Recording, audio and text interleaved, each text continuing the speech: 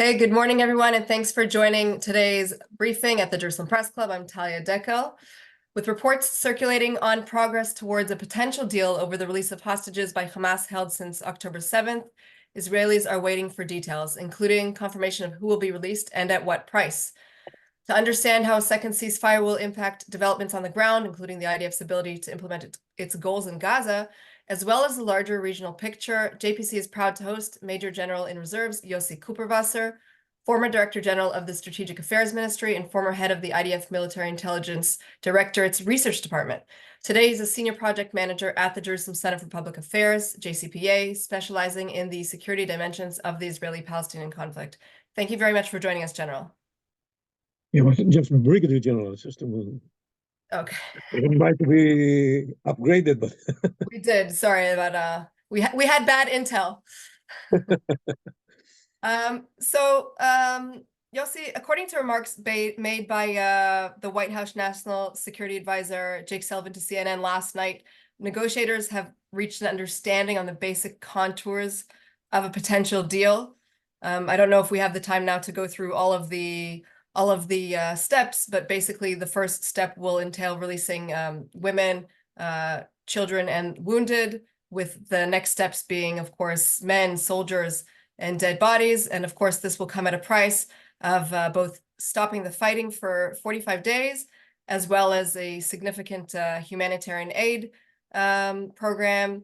And of course, the release of many, many, many terrorists, including murderers themselves. Do you think that if in the past, when we saw that, there was discourse over the fact that the IDF could actually return to Gaza to achieve its goals after such a ceasefire, are we in the same place today? Is the IDF going to be able to return to where it was and finish the stated goal of destroying Hamas's control of the Strip? Well, yes, I think that we are going to be able to resume the fighting after the ceasefire. This is not the end of the war. We have to accomplish the missions that we have put for ourselves. And this is defeating Hamas in Gaza and denying it the ability to rule Gaza and denying it the ability to carry out terror attacks from Gaza. So this is what we have to accomplish, and we are committed to that, and we should do that once the ceasefire is over. The ceasefire is going to be there if we are going to be successful in making this deal work. The ceasefire is going to be there just in order to release the hostages. From our point of view, we are ready to pay a price for that, because we understand that every day that the hostages are still in the hands of Hamas is a torture for them. It's a terrible situation. We are committed to releasing them because of that as soon as possible. But we have to remember that we have two goals at the same time: releasing the hostages and defeating Hamas. And we have not given up on the second goal just because we are focused right now in promoting a deal that would take care of the first goal. And that is the case. And I think the Israeli government, both Netanyahu and Gantz, are saying it very clearly, that we are committed to this goal. As a matter of fact, what makes this deal possible is that Hamas finally seems to realize that they are not going to be in a position to dictate conditions. Yes, they are going to get all kinds of stuff in exchange for the release of the hostages, but they are not going to dictate totally detached from reality conditions as they wanted until now, like forcing us to stop the fighting altogether, and like forcing us to leave Gaza. These are things that are not going to happen.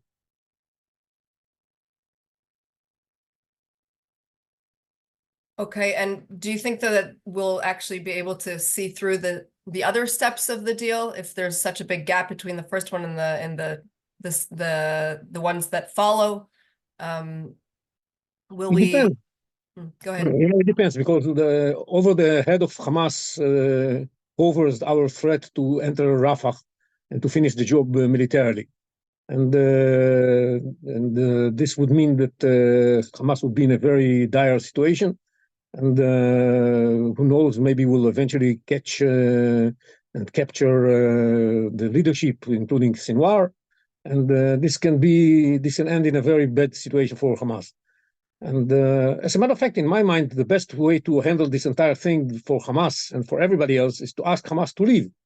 to ask the leaders of Hamas to leave, to ask Hamas forces that are still left in the Rafah area to give up, and to release the hostages in exchange for releasing some terrorists from Israeli jails. That's the right thing to do right now for the benefit of everybody.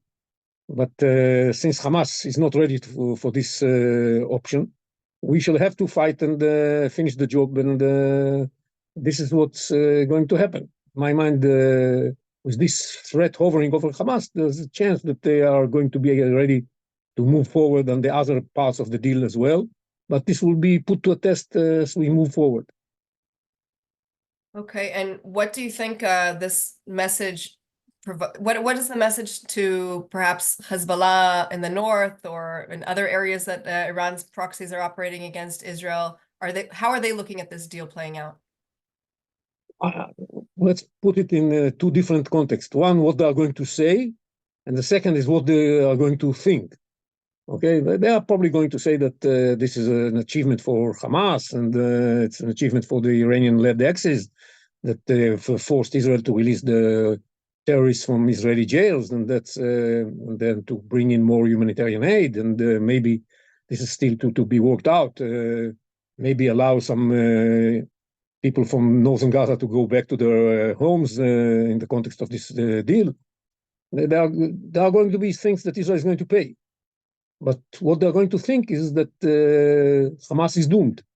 There's no way out for Hamas, because definitely if they agree to a ceasefire that after which Israel resumes its operations in Gaza and takes over Rafah, then Hamas is doomed, and there's no way that they are going to remain as the rulers of Gaza. We are watching this more and more moves are being taken in order to facilitate that new reality. This expected reshuffle in the Palestinian government in the coming hours is one of them. That makes that the impression that Hamas is ready to give up the civilian control of Gaza, and we are against the idea of bringing in a technocrat government led by the Palestinian Authority. But they are already moving in this direction. Which means that everybody understands that Hamas' story in Gaza as the ruler of Gaza is over. Something else is going to happen. There's on the one hand the plan of the Palestinian Authority together with the United States administration to bringing in some technocrats led by the Palestinian Authority, but or connected somehow to the Palestinian Authority. And there's on the other hand the day after plan that Prime Minister Netanyahu has presented. And I believe that there are more chances of the plan of Netanyahu being implemented than the chances of the plan of Abu Mazen being implemented. So, because those who rule the ground are the Israelis and not the Palestinian Authority. And but we should wait and see on that. So one thing is clear that as such, the Hamas is over as the ruler of Gaza.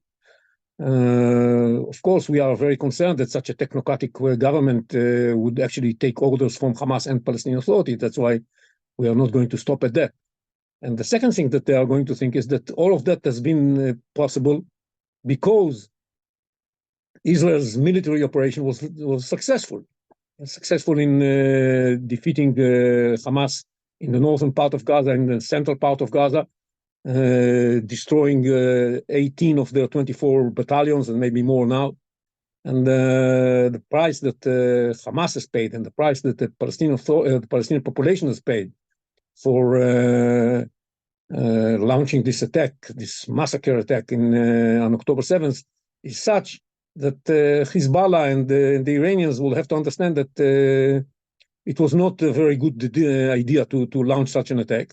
And they will have to take that into account. More than that, I would say that the situation that will prevail in Gaza following the deal, and bearing in mind that Israel is going to continue its operation, is that move that starts moving the pendulum in the regional balance of power in the benefit of the pragmatists, Israel, the United States, and others that are representing the civilized world against this barbaric fundamentalists led by Iran and the Muslim Brotherhood.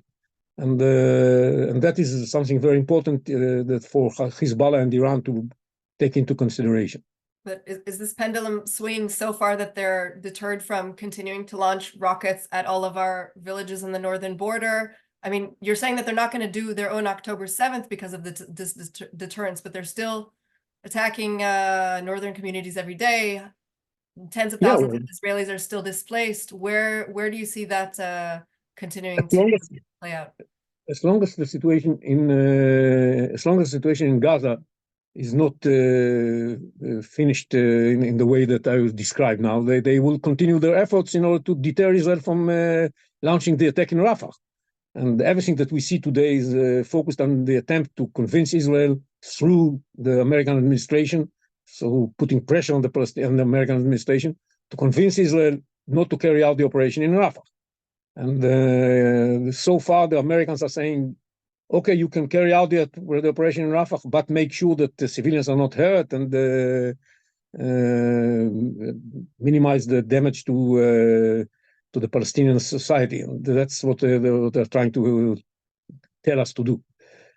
Definitely, we were not planning to carry out an attack that would cause a lot of damage to the civilians. But we don't need this advice. But as long as the Iranians and the Hezbollah and the Houthis and the militias in Iraq believe that and the demonstrators around the globe believe that if what they do is going to deter Israel from carrying out the attack in Rafah, they will keep doing it. And that's why we see this situation in the north escalating continuously. But because the more they are afraid that here it comes, the operation in Rafah is coming, the more air power they use against us in the north. But if we decide and take over Rafah in a way that makes it clear that Hamas is out in Gaza, and the next target is Hezbollah, then they will be more cautious in my mind and try. And there is a chance that this diplomatic effort, once we carry out the operation in Gaza, in Rafah, there's a chance that the diplomatic effort in the north will bear fruit. Okay, and moving back really to Gaza, if there's talk of resettling the Palestinian civilians in the northern part of the Strip, how does that align with the plans, whether it's through the ceasefire or what happens afterwards? Is that something that's feasible as long as the IDF continues to operate? Well, first of all, we never said we are not going to allow the Palestinians living in or that were living in the northern part of Gaza to go back. We asked them to leave this area because this was a battle zone, and that's why we asked them to leave there in order to make sure that they are safer. It's, at a certain point, when we finish cleaning the northern part of Gaza, we are probably going to allow them coming back. And we have not yet reached this part, because we have to understand, even after we take all of Gaza on the surface, underground, we shall still have to spend some time cleaning the underground infrastructure of Hamas. And we saw that in the last couple of days, we carried out operations against Hamas, both in Zaytun neighborhood in Gaza City, and in the Shati refugee camp and the Shati area in Gaza City. So the job in the north is not over yet. We still fight over there. So bringing in the civilians right now is a wrong idea. That's why we are saying it's not going to happen now. It's going to happen sometime, but not now. The plan that Israel has presented, or the Prime Minister has presented for the day after, doesn't say that the Palestinians are not going to go back to northern Gaza. This is within the plan. We just say that once they're going there, first of all, it's going to be after we finish the military activities, and secondly, they are going to be ruled by a local government that's going to be made of technocrats that have nothing to do with terrorism. And they will have to, and this will happen after we start some process of de-radicalization and educating the people there, things that are not in line with the current Palestinian narrative. That is what we said, but at a certain point, this population is going to come back to the north. You mentioned specifically with the tunnels, cleaning things out. How can Israel ensure that the arms flow won't continue during the ceasefire when there's when there's toned down IDF presence? How is Israel planning on working with Egypt to prevent further smuggling so that we don't go back to where we were before in terms of the access to the arms? Well, as we said, this is one reason why we have to take over Rafah. We have to be able to close the Gaza Strip from the southern side, from the Egyptian side, and that is a thing that can be accomplished only after we take Rafah. And we are going to coordinate with the Egyptians the way we're going to do that, because it's also in Egypt's best interest to see Hamas out and to make sure that there are no weapons smuggled into Gaza. So I believe that we can reach some agreements and arrangements with the Egyptians for doing that. Practically, I think we shall have to build a similar wall, underground wall, like the one we did around the other parts of Gaza, along the Egyptian Palestinian border, and stay there. And we shall have to stay with a force along this border to make sure that no smuggling is happening. Because when you look at the amounts of weapons that we find in Gaza, this is beyond imagination. And then the widths of the depths of the infrastructure, of the underground infrastructure, again, beyond imagination. So it's clear that this was done through taking advantage of the ability to smuggle stuff from Egypt. And amazing things were smuggled in, including this tool that enables them to dig the tunnels. Also how they dig the big tunnel in the north. This is not only by hand. They have machines.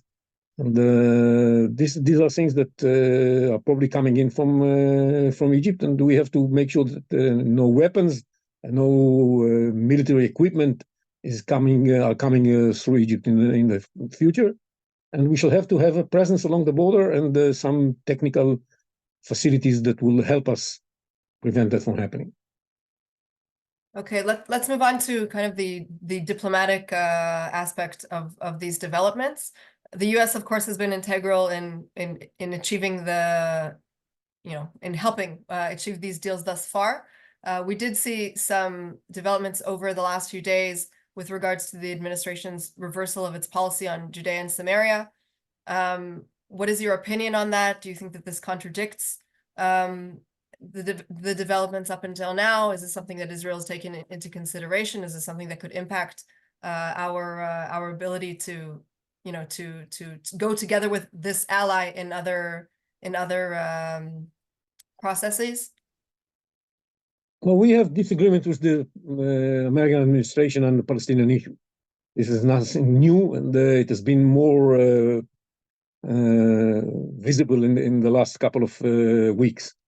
We don't agree with the idea of promising the Palestinians a Palestinian state at this point, because we are afraid that the Palestinian state is going to be a very dangerous place for Israel, because it's going to fall in the hands of the Hamas within no time at all. The Palestinian Authority, as it is today, is so weak and so corrupt that it's not going to be able to withstand the Hamas challenge. We have already tried that, and we saw what happened in 2007. So what is the point in trying this idea again? It's a wrong thing from our point of view. Secondly, we have disagreements with the Americans about the Palestinian Authority itself. We think that revitalizing, revamping, and reforming the Palestinian Authority is not about turning the government into a technocratic government instead of politicians. This is not enough. What has to change is the narrative. We have to make sure that the Palestinian Authority condemns the 7th of October attacks. We have to make sure that the Palestinian Authority stops paying salaries to terrorists. There is an American law that demands the Palestinian Authority to do that, and the American administration doesn't follow its own law on that. And it's really strange. This Palestinian Authority is paying salaries to the terrorists that carried out the 7th of October massacre. They are ready to pay them salaries. So what are we talking about? We are talking about the Palestinian Authority that incites and promotes hate indoctrination through its textbooks and everything else that they are doing. We are talking about a Palestinian Authority that doesn't fight against terror. We are talking about a Palestinian Authority that looks at Hamas as a legitimate partner in the political scene of the Palestinian people. How can we allow this kind of Palestinian Authority rule Gaza? They legitimize Hamas. And we are talking about a Palestinian Authority that still refuses to accept Israel as a state of the Jewish people. So these are all things that have to change for us to accept the Palestinian Authority. And since nobody believes that this is going to change in any time soon, we have different ideas about the future compared with the Americans. Same also about the Israeli presence of civilians in civilian communities in the Judea and Samaria areas. We think that Israel has the right and the need to have these communities there. The American administration doesn't think that this is a good idea and questions the legitimacy and contribution to peace of these places. I think that they are necessary because any peace and on that we agree, any peace should be such that guarantee Israel's security. And I think that Israeli presence in Judea and Samaria is contributing to Israel's security and not working against Israeli security, because otherwise we are going to end up with West Bank being same as Hamas ruled Gaza until October 7th, and we are going to have in the end more October 7th, because we have to understand the Palestinian narrative promoted by the Palestinian Authority and by Hamas simultaneously is about an ongoing struggle against Israel until its demise. That's the narrative of the Palestinians. And until that changes, we have to be able to protect ourselves by ourselves against these threats. And that was our mistake in disengaging from Gaza. We allowed them to have a state of their own, even if it was not called a state, it was a quasi-state. And we saw exactly what happened. Instead of taking care of their own people, they took care of building the capabilities to hit 48 territories. There was no occupation in Gaza until 6th of October 2023. And yet the only thing that Hamas cared about was not improving the living conditions of the people of Gaza, but carrying out terror attacks against 1948 the territories of Israel in Be'eri, in Nir Oz, and so on and so forth. So we have to remember that, and that's why we need to make sure that something like that cannot happen from the areas controlled by the Palestinians in the West Bank. Okay, very clear. One journalist is asking specifically about Israel's capabilities to fight, given the absence of the American support towards at the beginning of the war, if we recall, sending anti-aircraft carriers to the Mediterranean. So maybe it's an inference towards the future. Do you think that Israel would be able to conduct itself in the same way, given the absence of such immediate military support on behalf of the Americans?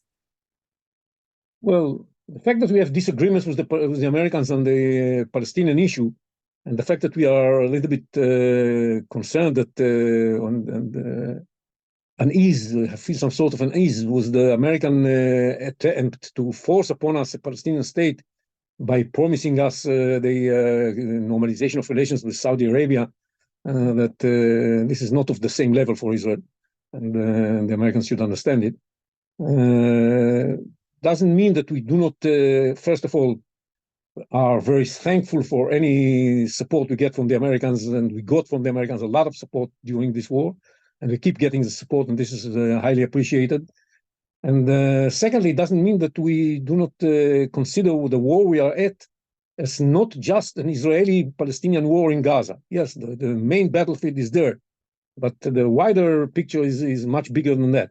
There is a war between the Iranian-led axis and the American-led axis. And so this is a confrontation, a conflict that America, the United States is deeply involved in. And it's in their interest, in the interest of the Americans, to make sure that the axis led by them wins the war. And we have to understand it's not only Hezbollah and the Houthis and the militias in Iraq and the militias in Syria and the Iranians in Syria and all the proxies of Iran that are involved in that. Definitely, on the surface, these are those who fight the war. But underneath the surface, what's happening is even much bigger than that, because Iran takes advantage of this time in order to accumulate more and more very highly enriched uranium, 60% enriched uranium.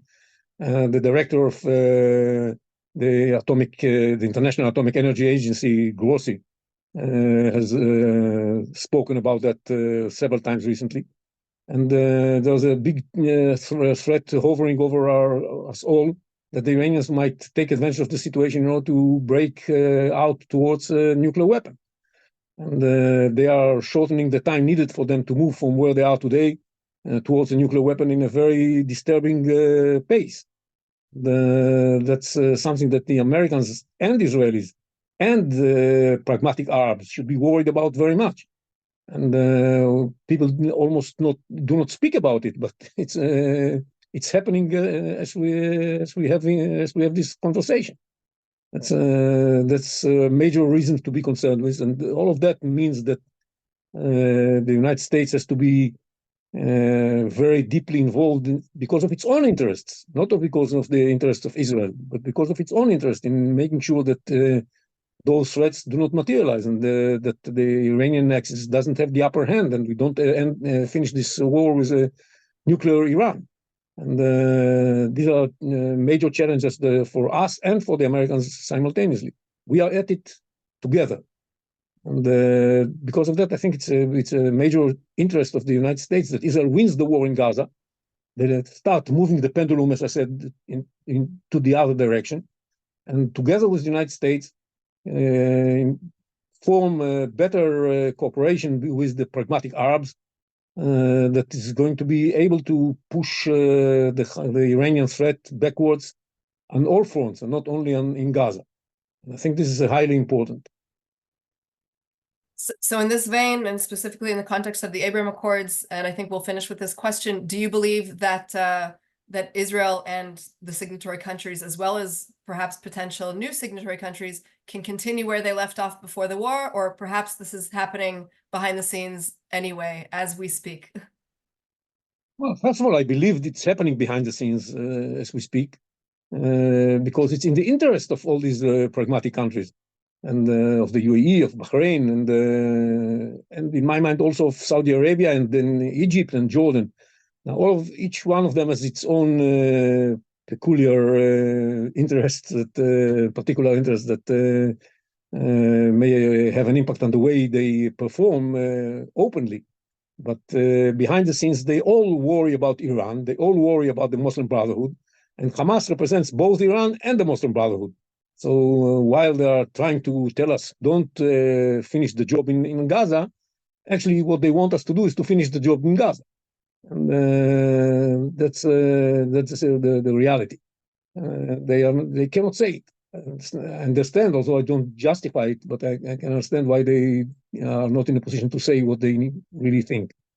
And but we understand it, and we are doing what we need to do, and we hope to see those countries in the future, in the day after, having a role in Gaza. That's, I think the Prime Minister alluded to that in his plan for the day after. He said that he believes that these countries can have a role in education and in rehabilitation of Gaza in the future. And that is the way that we are going to strengthen the Abraham Accords and widen them, I hope so, based on what's going to happen.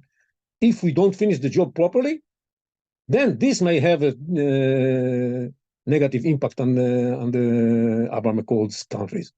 If they don't get the impression that Israel is decisive enough, is powerful and capable enough to do what needs to be done, then they might say, so who's the strong horse here? Maybe the strong horse is Iran.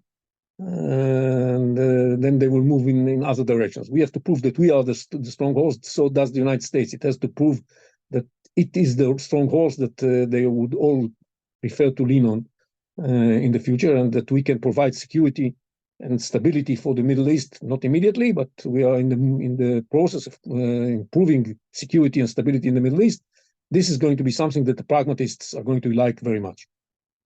Of course, and this is also something we need to prove to ourselves as a nation that's been at war for several months. Brigadier General in Reserves, Yossi Kuperwasser, former Director General of the Strategic Affairs Ministry, thank you so much for your time this morning, and I hope the next time we speak, we will see people at home. Hopefully. Thank you. Thank you very much to everybody.